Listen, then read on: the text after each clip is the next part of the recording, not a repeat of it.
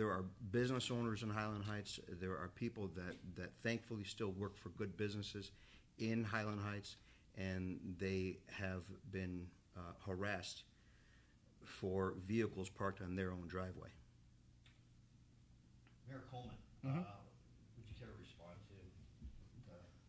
We do have an ordinance in place that limits the activities that one can run a business out of their home. It was an ordinance that was discussed over many council meetings. It was one that was passed by a majority of council, and it is enforced when we find issues with it. But we have an ordinance in place. We don't have a vendetta against people with businesses. It's basically a complaint-based ordinance. And again, it was passed by council, signed by me, and it was vetted in many council meetings. And this what gave rise to this ordinance? More so many complaints by residents. We had an ordinance in place that was kind of antiquated. We need to change it. We recognize that people bring vehicles homes that may appear as though they were in violation of the ordinances, so we made some accommodations by the sizes of trucks and certain signage. We allowed people that, if they did have signage, to put magnetics over that to conceal the signage, things like that. So we have had an ordinance in place for many years. I don't recall how many years ago we amended it to the current version. These were complaints because people were saying people had too many cars in their driveway? Too many cars in their driveway, perhaps the size of the vehicles, perhaps activity at certain hours, things like that. Is there a changing demographic in Highland Heights? I mean, so maybe it started out and it was all residential, and now you have people or families moving in who are operating home-based businesses, and this has created,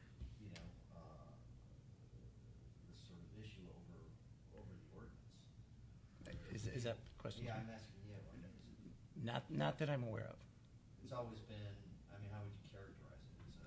We're a bedroom community with 2-3 prominent business parks that are strategically located in such a way that they really don't interfere with the residential nature of the community. But from what Michael-Calabrese is saying, there are also a number of home-based businesses that operate in. No, that's not what I'm saying. He's saying there's some people who park a lot of vehicles with signage on them. Does that include you? Yeah, I am a storm damage renovation contractor. I am actually blessed that I can actually park behind my house, especially since the crime rate has gone up. I'm very lucky that I can actually park my vehicle in my truck. However, there are other people that they don't necessarily have businesses out of their homes. What it is they thankfully still work for good businesses that allow them to take a car home or a pickup truck. Now he had mentioned, Scott Coleman had mentioned, that the size of a vehicle, well, according to this other ordinance, is that anything with a payload capacity of over 1,000 pounds, which is a simple pickup truck. You're not allowed to park that vehicle on your driveway that you pay taxes on because they say so. But as Betsy pointed out, I mean, you elect council. I mean, you can vote these people out of office. You know, I have been talking to an awful lot of people, not knocking on doors in Highland Heights. For those that I have not gotten to, I will do my best. However, there are a lot of people that feel the same way that I do. They've been waiting for a voice to step up and come forward.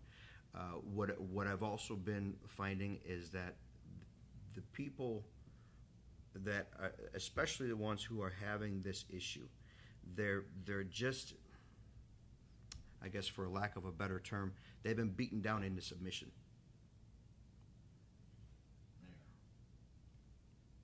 Are you aware of this, or do you hear any of this?